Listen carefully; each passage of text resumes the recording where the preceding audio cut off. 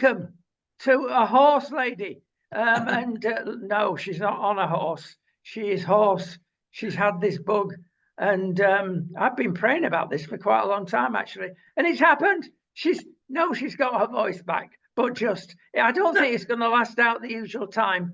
Welcome aboard, young lady. Thank you very much, Rodney. Yeah, I think you're up there with many that, oh my gosh, she actually lost her voice for 4 days, and this is the best it's been since last Thursday. Yeah. The perfect woman. Listen, I've just been listening to a debate on the telly. They've discovered apparently that men and women's brains, they proved it, are different. Hallelujah. I came to that conclusion after 12 months of marriage, but no, I can't say that. Well, but I tell you what was significant about the program, because they were joshing each other, the two presenters who are male and female, and they got two comedians on, one a lady comedian and one a man comedian. And the first question was sort of bypassed for the lady comedian because she told a bit of a joke. She said, women have got brains. We all know where men's brains are. So titter, titter, titter, everybody had a laugh, including the man.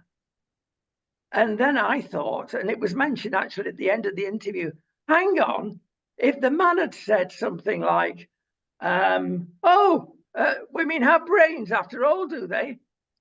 Then he would have been absolutely sat upon, would he not? Absolutely. There's so many things you can't say anymore. It's quite funny.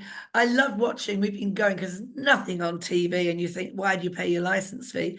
But we've been going through some of the old, because I am absolutely love anything to do with forensics, Killer in My Village and all of that sort of stuff. And we've been going through some of the old episodes of Waking the Dead, which is with Trevor Eve. And they are superb, and old ones of Cracker. You remember? And honestly, they are so good. But when you watch them, where you never would have thought 2 or 3 years ago you'd be saying it, but now you think, goodness, they'd never get away with saying that now. And yet, and you wouldn't have said that 3 years ago. So all this woke stuff and this ridiculous PR stuff is so lowly permeating into your own brain. It is indeed. Which leads us on to Prince Harry. Oh. Well, yes. He's won his court case, hasn't he, last week anyway? And he's got 400 grand, and he's probably going to get another up to $1 million. And Piers Morgan has had he's on the naughty stool. And with probably good reason, because there's no winners in this. There can't be. The tabloid press have been guilty of many things over many years. It's what the tabloid press are good at. But where morals come into it, I don't know. They've done some stupid things, and they've got their comeuppance in this case. But let me say, Harry is just as guilty as Piers Morgan. I think he has got more to reveal, whether he does it or not. We'll go to King Charles, who, of course, is a bit upset with him. They had this half-an-hour meeting-ish. How he's going to get on? There's rumours now that they've done a deal whereby they're that short of hierarchists to go and open Boy Scouts buildings or whatever they do. Then perhaps that's a way back in for Harry. Good out of evil with the evil of cancer. But I can't see anything happening, frankly. The way in Spare, that's the book, of course. Yes. The way he talks about Camilla, wow. There's a big gap. I don't see how he can come back into that. I mean, what he did was just not what you do. You don't wash your dirty linen in public like that. And the people, because of their being royal, they've got no right of reply, really, have they? Because they're not going to, they're going to keep the high road. They're not going to drop down to the lowest common denominator. And to come over here, for a half-hour visit and go back, it was clearly obvious it was some sort of PR thing, which sounds dreadful, but given what he said about his father, his brother, everybody else, you know, in the family, dogs probably, you know, you think, why did you do that for half an hour? Come straight back. And I thought, I can remember thinking to myself, I bet within a day he'll be on American news, which he was. And then when they asked him how his father was, he said, oh, that's a conversation for me and he, not you. And yet he's the very person that doesn't mind flooding the media with all his nefarious news. I can't see it. I can't see Prince William coping with it at all. I mean, I don't see why they can't use people like Beatrice and Eugenie more, or well, I know they're new mothers, but what about the Duke of Edinburgh, Prince Edward? Why aren't they using him more? You're absolutely right. There's You plenty hardly of them. see him around. I mean, his wife Sophie's lovely, and Princess Anne never stops. No. But there's other people that could be used. Zara Phillips could be used. I can't see it. I cannot see him. He's stupid enough to think he could, and the fact he can just say it like he did, like, you know, about coming back and all of that, shows how he has no empathy or understanding for the pain that he's caused. What about Batman and Robin? Andrew and Harry. Oh, what a perfect pair. Yeah, all right. Listen, we go from the sublimer to the sublimist, and that is telephones in schools. Now, we've been saying this for blooming years, and the government have sort of caught up with it. But I don't think it's any different from the headmaster and headmistress at the moment actually decreeing what they could do. What's going to happen? Is it up to the school teacher in individual classes to say, put that phone away or put it on my desk? The thing is, what is interesting, I was listening, I had to drive down to Watford yesterday and they had 5 Live on, and they had a debate on about this. And what was interesting was how, I mean, most schools have got their own policies and just say, well, you know, you can have it in the lunch breaks or whatever, yeah, but you're not using it. Or sometimes they ask the children to get their phones out in classes to do research on articles and things to do with the topics they're doing. And then of course you've got the children who, like with my son, I mean, my son's 37 now, but he needs his mobile phone for his diabetes. So, you know, it sends out a signal and he picks it up on his phone. So there are, you know, there are cases when it is needed, but you know, I asked my grandson, I said, do you take phones to school? He said, well, yeah, we're not allowed to get them out in class. And they know who the people are with the illnesses that do need them. And he said occasionally they look like, get your phones out and have a look about something that's in the news. Let's research that if they're doing something to do with politics. So there is a case for it, but it still needs close monitoring. You can't just have them, you know, and the fact that some schools do confiscate them for the rest of the day, you know, you're talking about intelligent teachers, they're not totally stupid. Yes, and back to the parental attitude. The parents are too lazy or don't want to know what they could be watching. Let them go to the bedrooms Well, and they do watch it. I can tell you that from the courses that we do online and in schools. I'm at another school on Monday down in Basingstoke. It'll be very interesting. It is a Catholic school. It'll be very interesting to see how many parents decide that they're going to turn up on the evening, because so many people just I don't know whether they believe that they're arrogant enough that they believe they know, or they're stupid enough, naive enough to think, oh, I can trust my child. I mean, have you forgotten what you were like as a child? How many of us told porkies to our parents? Goodness me, you know, I try. It's crazy. It's crazy. And even if you do trust your child, you should always be having that open communication and checking that they do know that they're not being complacent. And there's a lot of parents that don't even go there. I can tell you by the results that we get of the few that do come. Yes, yes. Well, they've got to be seen to do something. The Tories in the year of their demise, I suppose. But like so many new laws, they're not needed. The laws are already in place. Exactly. A friend of mine who was a detective years ago, he said when they used to go into the Met for their shift. They would sit on the tube and they would have to recite over and over the certain laws, sections of the law. You had to know them verbatim. And if you don't learn like that, then you don't know which law to use. So you assume there isn't a law, and there is one. Yeah. And, some of them are so outdated, they should be revisited, I think, for an update. Okay, well, we're going to go right up to date and think of the year 1968.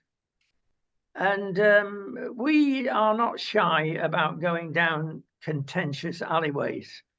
And this is the beauty. And we had a chat pre-program about whether we should go down this particular alleyway. And we said yes, because we believe in free speech and free expression, as long as it doesn't hurt anybody. Well, who are we going to hurt? We don't know. But if I mention two words, are you going to hold your hand up in horror or say, oh, they dare tackle this, do they? Well, the two words are Enoch, and you're right, Powell, 1968, Rivers of Blood. Now, you'll find that on YouTube or many other tubes on the net. You couldn't at one stage, it was banned, but you can now. And I believe you can now because everything he said has come about. And I repeat that, everything. Now, Right. you've been writing some and reading some points that you'd like to have a little rant about. Well, it's not even a little rant. It's just to explain the context that he spoke of in 68. In 1968, I was 16, yeah? And my father told me that I was racist when I listened to Enoch Powell's speech. And I can remember saying to my father, I'm not racist. He is describing my life when I might be 36, 46, 56. I'm 16. He's not racist. I'm not racist. He's just, and he has now proven to be a prophetic visionary. So I just felt, and also what raised this was Roger, my husband, decided to go to a church coffee morning the other day, right? And there weren't many people there. And he said, oh, what shall we talk about? Now he gets away with murder at the moment because he's got dementia, right? So I excuse so much of what he says, oh, he's got dementia. And he said, why don't we talk about the migrants, which people nearly fell off their chairs and spat out their coffee? And he said, well, not being funny, do you actually feel about them? And oh my goodness me, this exploded into lots of various opinions. I said, couldn't you have just talked about spring flowers or something, But no, he was going down this route. And there was a young man there who was 34, who very educated, very clever, very academic, went to a posh boarding school, went to Cambridge, lives in our village. Everything he does is around xenophobic whites, and he accused Roger of being racist. And Roger said, I'm not racist. You need to listen to Enoch Powell's speech. Anybody else remember it? And they all went quite silent. But this young man kept saying, well, I'm sorry, he was racist. He said he was not racist. And that made me come back when he got in. I went, oh my gosh, what have you done now? So I printed it off. Here it is. And I have highlighted bits of it. And right, you have to be patient. So here it goes. So here he goes into the speech. A week or two ago, I fell into conversation with a constituent, a middle-aged, quite ordinary working man employed in one of our nationalised industries. After a sentence or two about the weather, he suddenly said, if I had the money to go, I wouldn't stay in this country.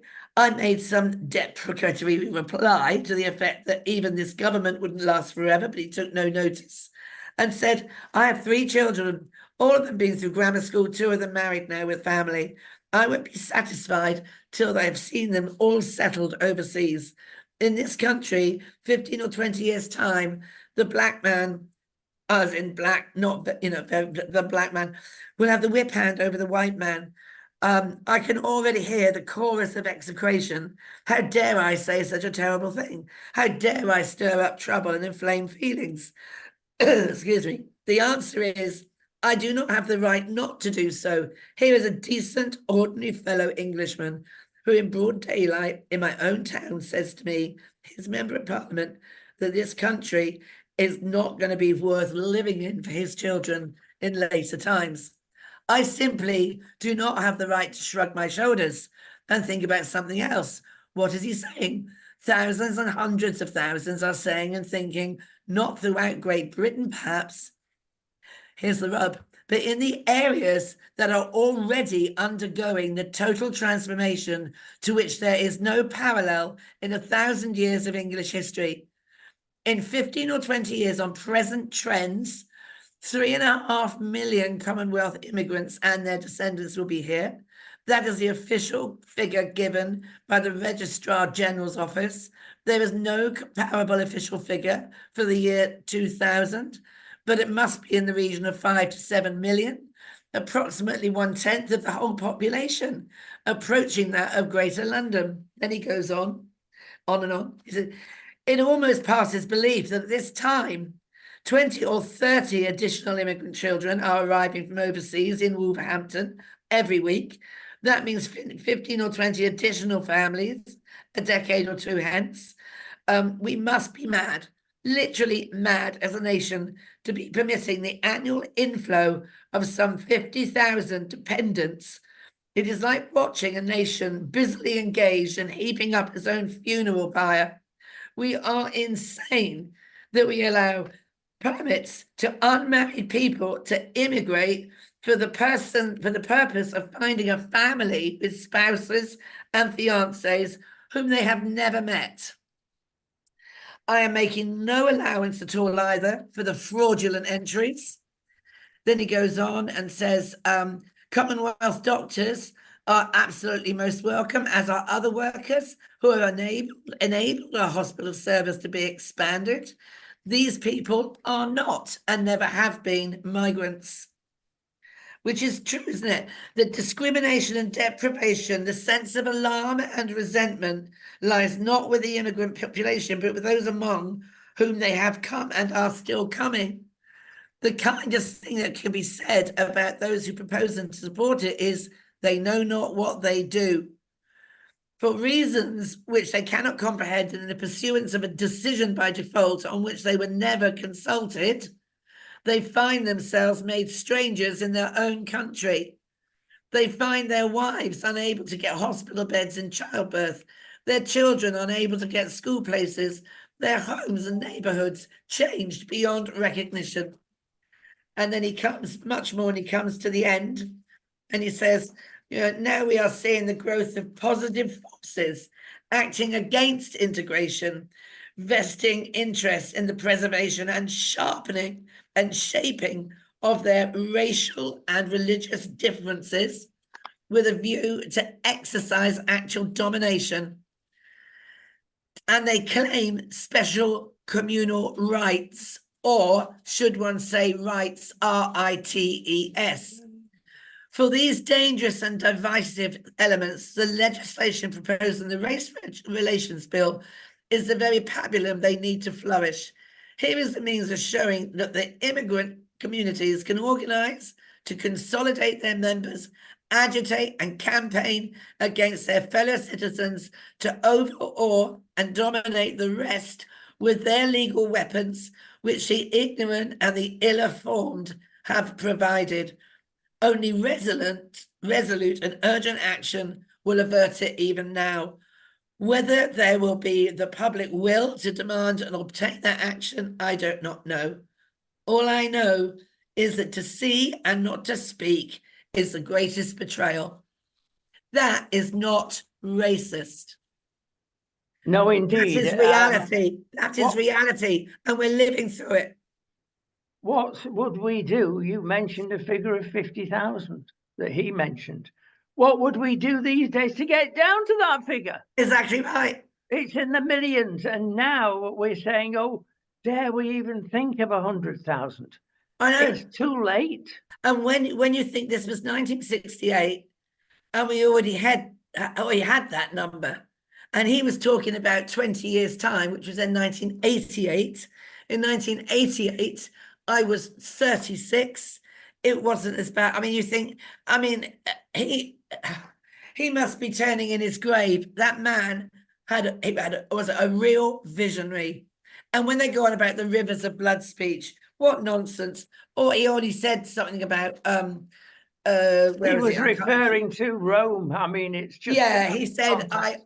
yeah, he said something like watching the foaming rivers looking down the Tiber or something, but really it is not racist. It was a warning shot to say, you know, beware. This is what's happening. This is what will happen if we don't contain it. And he doesn't say, I mean, he doesn't say all blacks, or he actually says the people that have come here who are doctors, nurses, people that have come here basically to contribute. You can't call them migrants. They have come in to offer and support the country. He's talking about the people that are doing nothing. He also says, interestingly enough, that people, when they've come into the country, many of them want to go back and they want a way back, and they should be encouraged to go back to, Yeah, of course they should. presumably, help their own nations. Yeah, I mean, I'm not in this. I mean, he would never have envisaged Afghanistan or Ukraine. I think it was right that we helped the Ukraine people come out. I mean, they poor things. It was dreadful. And I mean, Afghan was an absolute mess. All those years of fighting over there and containing it, and look what's happened. It's just gone back, just like it always was. But you know, he does actually applaud those that come here with professions to help the country. He is not racist. Well, the problem, as usual, I've got to say that I'm no doubt hated by the lawyers, every lawyer in the country. But it's meat and drink for them. They get a lot of money Oh yeah, for digging up old laws that are clearly biased in favour of the immigrant, yes. whether it be ECHR or our own local laws, and making a nonsense of the whole thing.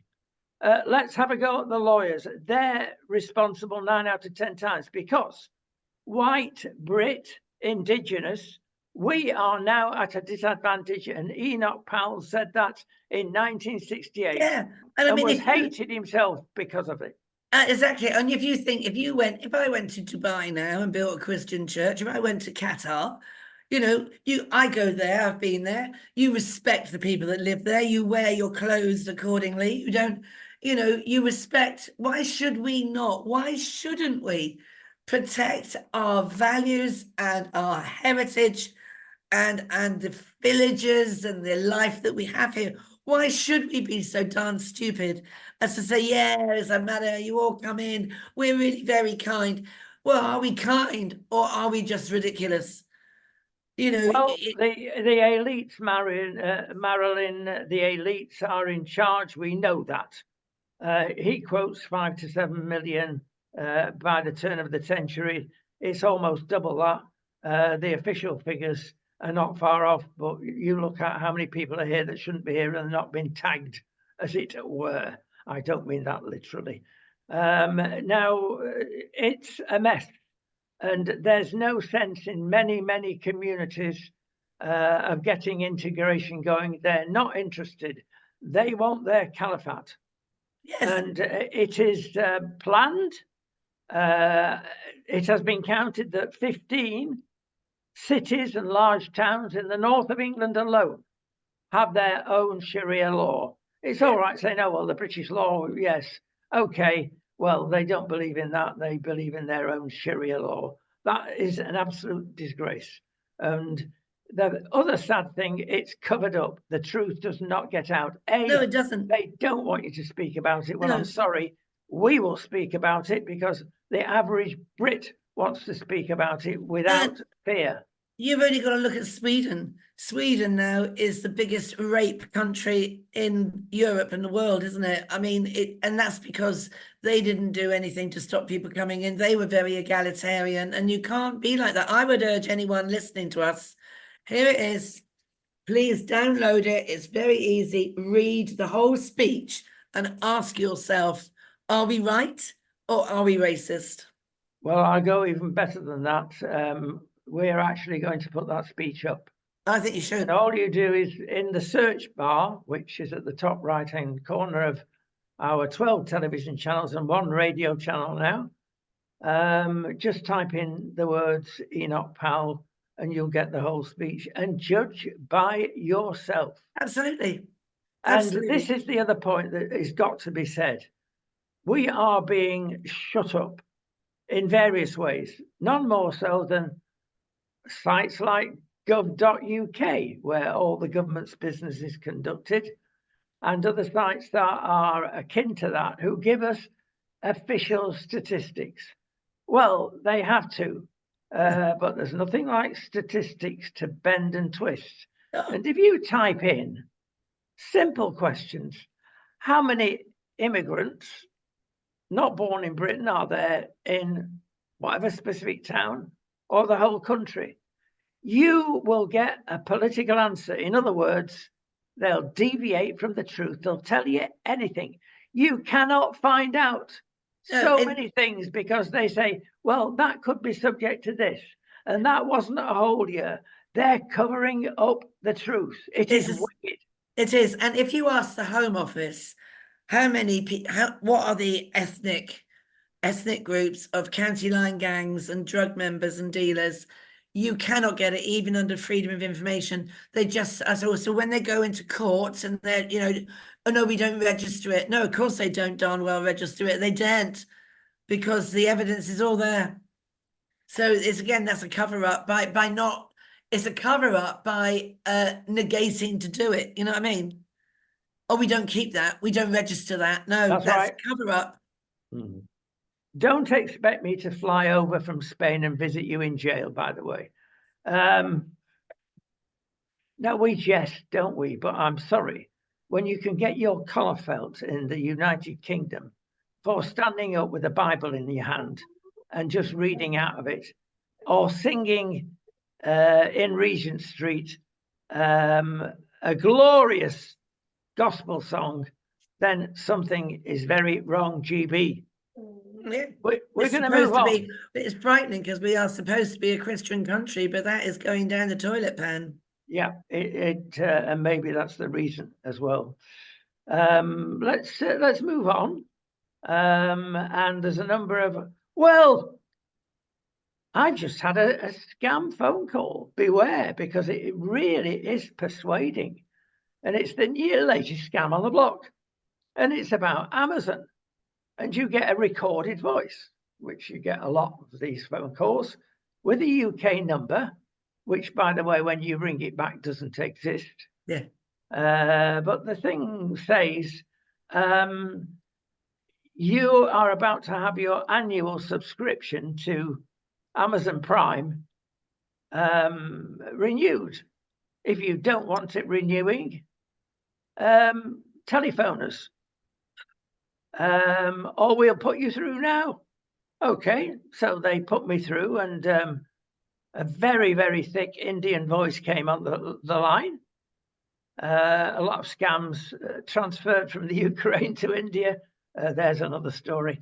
And he said, oh, right, you've been put through to us. Can we help you? I said, well, maybe you can. Now, the thing behind this, of course, is Amazon are to blame with a lot of things, and this is one. They do a Ryanair. In other words, you try and buy anything from Amazon and not finish it with Prime by default. Yes. Because you have to tick boxes. Are you sure you don't want Prime before you order at the cart? Are you double sure? And a lot of people don't bother, do you? So, I want my blooming present, I'll tick the box. And you signed up. And it's a rigmarole to get out of it. So a lot of people have been scammed by Amazon. Sorry, Amazon, you're very good at some things, not very good at many others. So there you go. And I said to him simply, which bank account do I pay the annual Prime from? And I heard a click as he put the phone down. Yeah. Yeah. All he was going to say to me is, can we check your bank account number to see if it's the right one, and then we can stop it for you. And then they're into your bank account.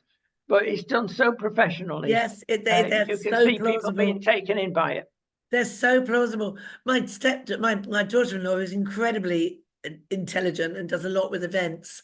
She fell for one that's on toptable.com, where you book a table and then you get a call to say, oh, well, these days we're actually wanting a deposit. Could you pay a £10 deposit, please, for everyone you're asking for? And she thought, well, that's funny. It was at Christmas, wanted a table for 10. Oh, don't worry, we'll take the money off your bill. And she was scammed out of £100. And I mean, £10 doesn't sound a lot, and it sounds a very plausible thing to do in the Christmas season. And she was stubborn, she got the money back, but that's not the point, is it? Makes you feel quite sick. And you Yes. think there's probably very little old ladies and elderly gents that are falling for this. It is, it affects them. It really worries them. Yeah, it does. And I've been scammed yesterday by which I can't bear, Yodel and every EVRI courier companies, and oh, we can't deliver it. We've lost your address. Send us your address, and then the email bounced back. I thought, hang on a minute, something not right here. Something not right. Yeah. Let's stick with the demise of GB. Today it's been announced that the Jewish things got out of hand when passports are being returned. Somebody scratched out the country of birth of Israel. Now this is obviously the official department, because that's where a lot of the woke lefties are born and indeed breed. If anybody breeds in Britain anymore, that's the other story we've got. Well, that'll be for next week probably. Look, we have got a real problem. The police are frightened to police the marches. It is ridiculous. These pro-Palestinian marches are ridiculous. Yeah. They're breaking loads of laws from the river to the sea or whatever. And they don't do anything because they're frightened. They couldn't cope. Yeah. And it goes on and on and on. The Jews have one march, which is practically in silence and very ordered. And that's it. Come on, GB. I don't like marches. I don't see the point of them. I'm not sure really anybody actually acts in accordance to, oh, that march, oh, that's a good thing. Shall I change my thinking? I don't know. I'm not sure. But if you do have the right to march, then maybe you should only be allowed like 3 a year or something like that. Contain it, not every single weekend, Friday, Saturday, and Sundays, where one group is like completely overwhelming another. I don't think that's right. I think you should contain a number. But okay, you've had 3 of these marches now. That's your annual, that's your annual slot. But to have that, I mean, it's such a waste of police time as well. It's and does it achieve? And it comes out of our pockets. We have to pay for it. You're absolutely right. Going on to an allied subject, the Prince last night, Wills, saying we've got to stop the fighting over there in Israel. We all want to stop the fighting, but let's get things into proportion. Hamas have been hurtling for decades missiles and killing Jews. Nothing's been done about it. Then they commit an enormous atrocity. And then we have the temerity, perhaps not so, no, perhaps it is the right word, to accept the figures of women and children that have been killed. Now, I'm sure with the collateral, horrible word, damage when you're at war, the innocent are cruelly treated and die. But do we really accept those figures when they're coming from Hamas? Well, no, I wouldn't. Figures. I wouldn't. I mean, I don't think, I mean, I think you've got to look at every single statistic ever, whatever it's about, number of children that pass GCSEs or not, or whatever. They're statistics. They just give you a ballpark figure. I never trust statistics. It gives you an idea, but from Hamas, from a tyrant group, I'm sorry. It's the same thing with Ukraine and Russia, isn't it? Do you really believe how many Ukrainians they've killed? Do you really believe? And then again, let's talk about that. We're talking about horrible people. That lovely guy, Alexei, he looks such a really nice chap, Alexei Nathani. I mean, such a lovely, lovely man. And when it came out 2 or 3 days ago that, oh, he had died, and I put it out on X, I put, no, he won't have died, he'll have been killed.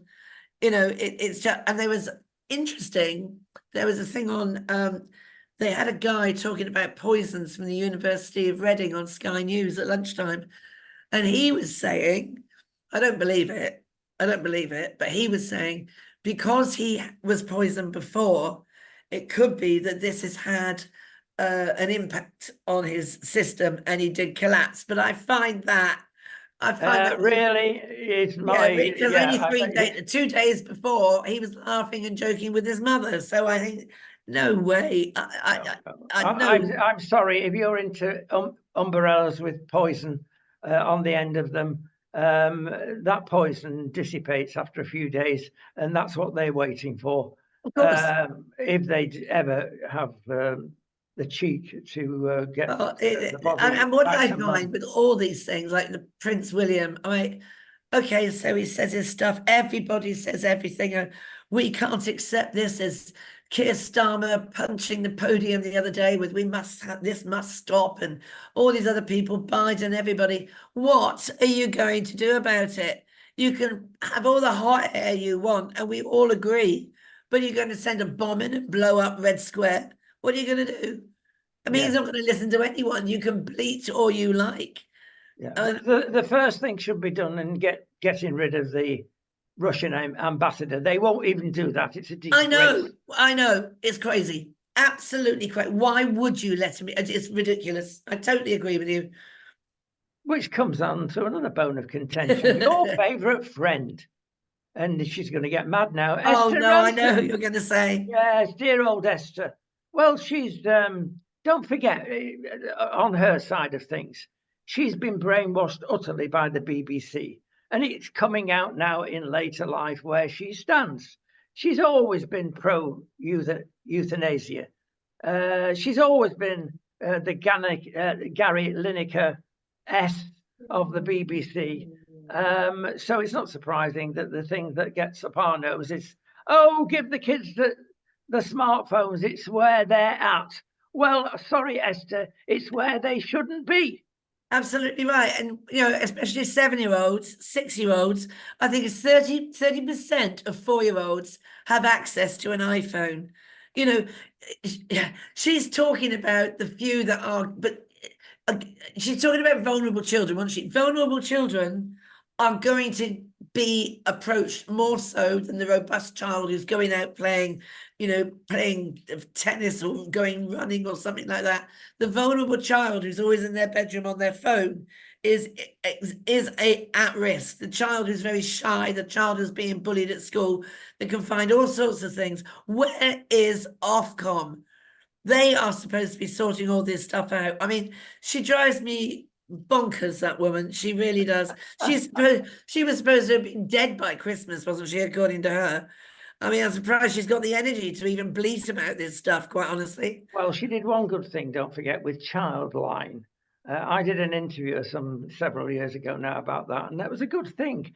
Maybe being a cynical hack, can I dare suggest that the figures are actually that 3/4 of the children at risk that phone Childline do so from their phones. Yeah. But come on, Esther, it's all right. It's right saying that. They can do it from their computer if you arrange that at your end. Of course they can. There will be those that do because they've got the phones, but that doesn't mean to say your 3-year-old, your 4-year-old, your 7-year-old should have them. I mean, I'm sorry, I don't. Well, I get. I just get really fed up with it. You are supposed to be dealing. Childline is about vulnerable children.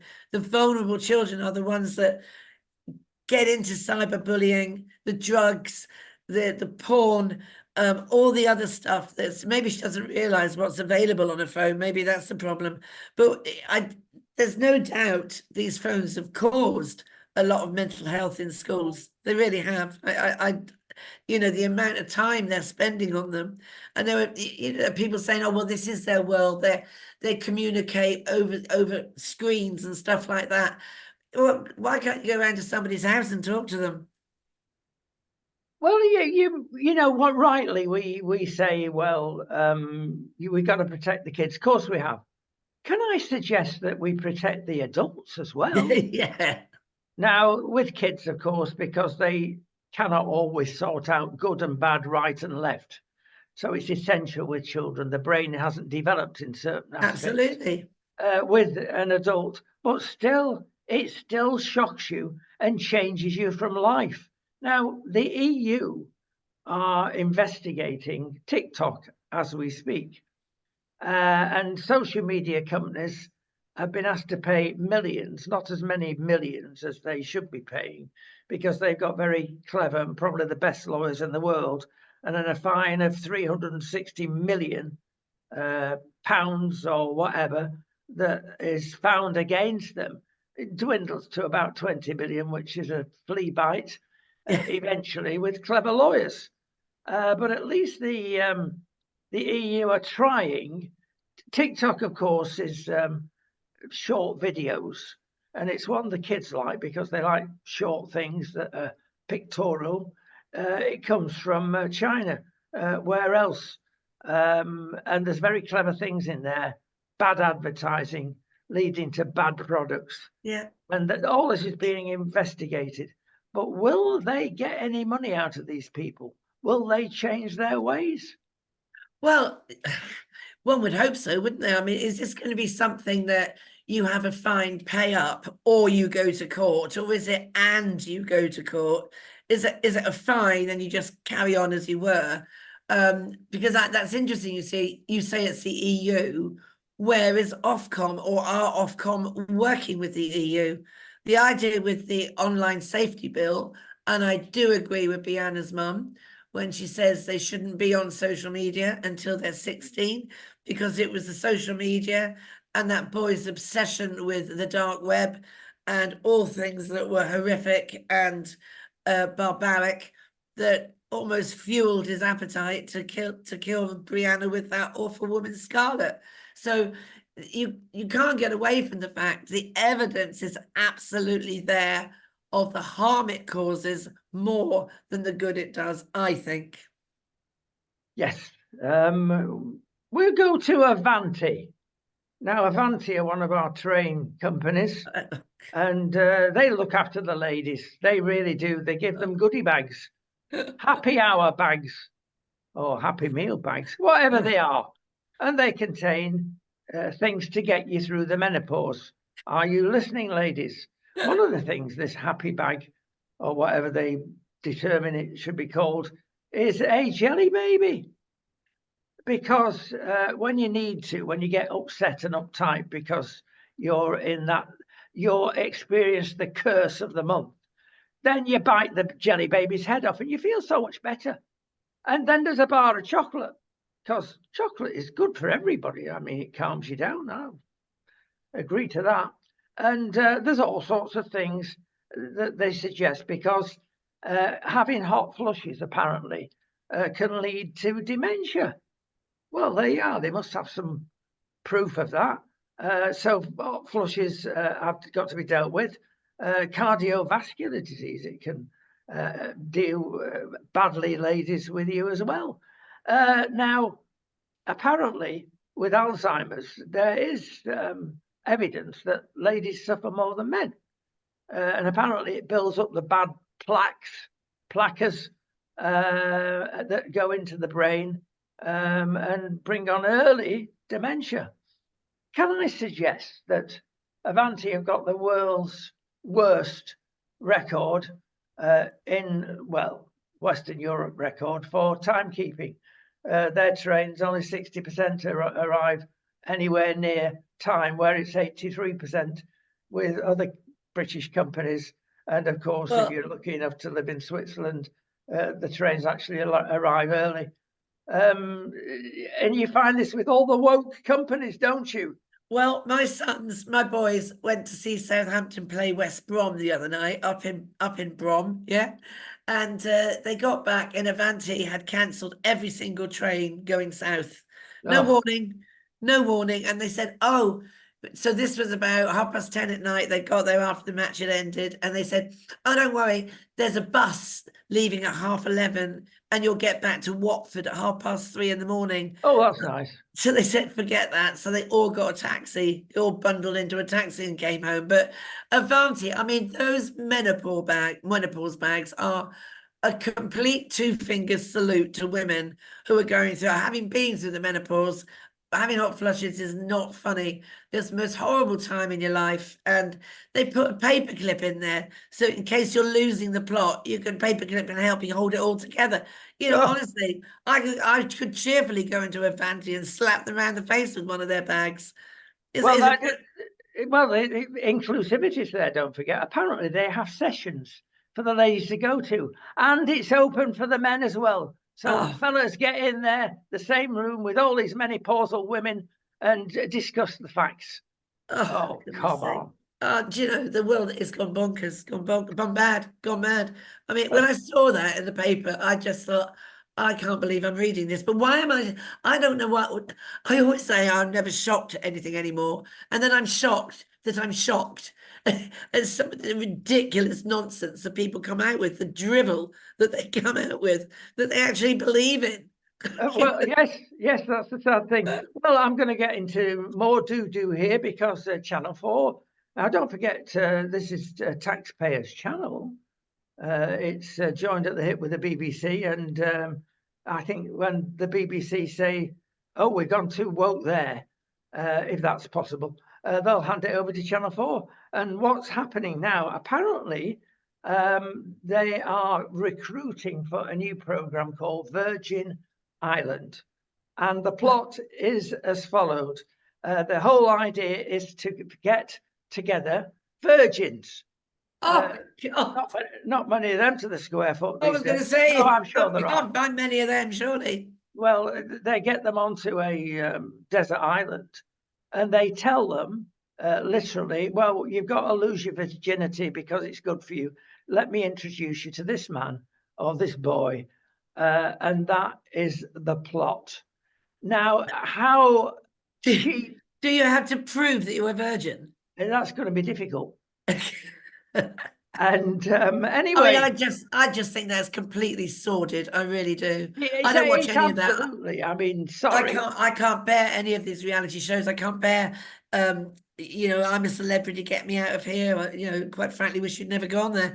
Love Island. I just can't bear any of them. I think they're Well, awful. they actually promote casual sex as Well, being of course they normal. do. Of course they do. That's what it's all about.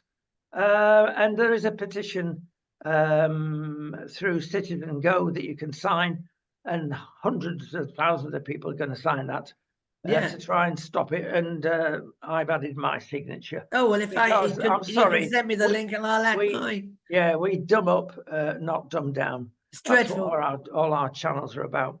Well, we're going to finish before she completely dries up.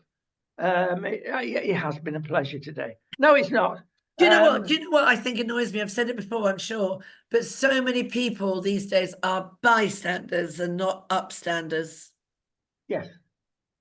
Well, as Enoch Powell said, yeah, you're just as guilty if you don't put your head above the parapet Exactly. and shout, because It it's would up to be, every individual to do yeah, it. absolutely. We'll finish on a positive note because two things have come out in the last week: organic versus non-organic. Now, be careful because if you buy anything that's organic, you think it is, but there's crafty labeling going on, and it doesn't necessarily mean it's never been near a factory with pesticides or whatever. But you can guarantee one thing, though: you'll be paying between 2 and 4 times Yeah. for the same product. Yeah. That is not on. They're taking advantage. You can go OTT with this sort of stuff, but sometimes it is, especially with the meats that are not filled with hormones and the chickens that are not kept indoors and fed stuff that will get into your bloodstream, maybe. But there again, you've got to be sure Yeah. you go to the right farm shop. And if you've got a farm shop, farm market near you, you are blessed. Don't necessarily trust them all the way, because they do buy in some products, but anything they produce themselves, especially the cheeses, they're very good. And the breads, and the breads. If you And the want bread, decent bread, you'll pay 4 times exactly. the price of a supermarket Yep. because it's got the Well, proper flour in it. yes, and the old adage, which we keep saying, don't we?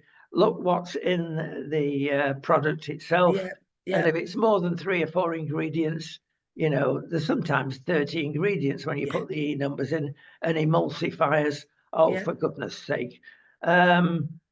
It has been not scientifically done, but from a university in the US. They've got very strong anecdotal evidence that there are 25% less cancers for people who take care of their diet. Oh, I'm sure. I'm sure that's true. Absolutely believe that's true. And, the one thing that people don't think about is this stuff in here. That's not gin, that's water. Yeah, we were talking to, we're going to do a series of program with a very unusual doctor who deals with things that other doctors won't touch. In fact, his biggest clients are doctors who've been treating for long years a certain condition, arthritis, for instance, that goes on and on and on and only gets worse. And there are ways of easing the pain. And the doctors in frustration are coming to him and being taught what he does. I'm not saying any more. You'll have to watch the programs as they come Well, out. I'm not allowed anything for the pain of arthritis because I had a time 10 years ago where I had so many ulcers due to stress and everything else. I'm not allowed to take any painkillers. I take apple cider vinegar tablets and I have no pain at all. There you go. You see, apple cider is very good for you, and it's good for a slimming. I mean, it doesn't, you can see I've still got, Lumps and I mean, the bumps. lumps come up, but I have no pain at all, not in my hips, Oh, nowhere. that's interesting. Well, let me give you some even better news. Milk is back. They've decided that the full cream milk is better than everybody else thought it was bad for you. Get that. Let's have totally skimmed milk or half milk. But the totally skimmed milk, it's just water with a bit of grey put in. They've taken everything out. Whereas the fat, they've decided now in the milk as a whole product is actually good for you. So get your gold tops going again. And the Well, young people are going for this big time. once again, I can't stand milk now, but when I was a little girl, we didn't have any fridges. My mother would get 6 pints of Gold Top every day and put those like terracotta things over the top of them to keep them cool. We didn't have a fridge. I hated food. I used to drink 6 pints of that every day, Gold Top milk. Well, there you go. And look what's happened to you now. I Listen, know, that's probably the reason. yeah, it's all about the gut. Now, It doctors is. are starting to understand what goes on in the gut. They're a Yeah. long way to the end. But the more they find out, they find all this what it is, bacillus that's in certain yogurts, in certain cheese. And you can take tablets as well to increase your intake, especially if you're being long-term treated with antibiotics. You've got to replace the I always good I bugs. get it from Aldi, 100%, and it is 100% Greek yogurt made from Greek milk. And I've got 2 friends that have just come out of hospital with gut problems, and they've been told to eat this stuff, and it does really, really help. There's nothing added to it. It's 100% Greek milk that goes into that Yes, yogurt. and it's Really nice good for and your gut. thick, and you And stick a few strawberries on it. It's gorgeous. I know, stay off the chia seeds, devil's own food. Yes, exactly. So there we are. Those are the good tips we've got for you. We said we're ending on a high note. So you are what you eat. That's the old saying, isn't it? So eat well and look at the world through rose-colored glasses. Because if you looked it in the face, the state it's in at the moment, yeah. You can't And take it. You got to stand up, be an upstander. well done. Well, listen, I'm glad you're on your feet again. There was I times know. when You didn't even make a noise the last few days. Oh, it was bliss. No, it wasn't. I'm not even drinking wine either, so I must feel ill. Oh, and that's the other thing. I've got to say this quickly before we end.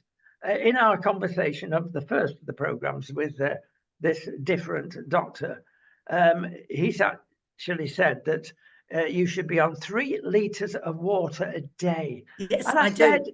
my giddy aunt, you never get that. Yeah, Well, I you've got do. to sip it rather than glug it. Oh, And I you've glug got to it. build up to that level. And when your pee turns white, then you've hit it, because that's when everything is flushed through and it is healthy. Oh, that makes Because if you sense. have the strong coloured stuff, your kidneys and We, bladder and we should all drink water when we get up in the morning because when we're asleep, it dehydrates our body. yes, drink as much as you can before you go to bed, and you'll say, I'll be up in the night. Well, try and do it just once in the night, but it is so much better to do it that It way. is. End of tips. All right. We will see you next week in full voice. Thank you. God bless. Bye bye now. Bye.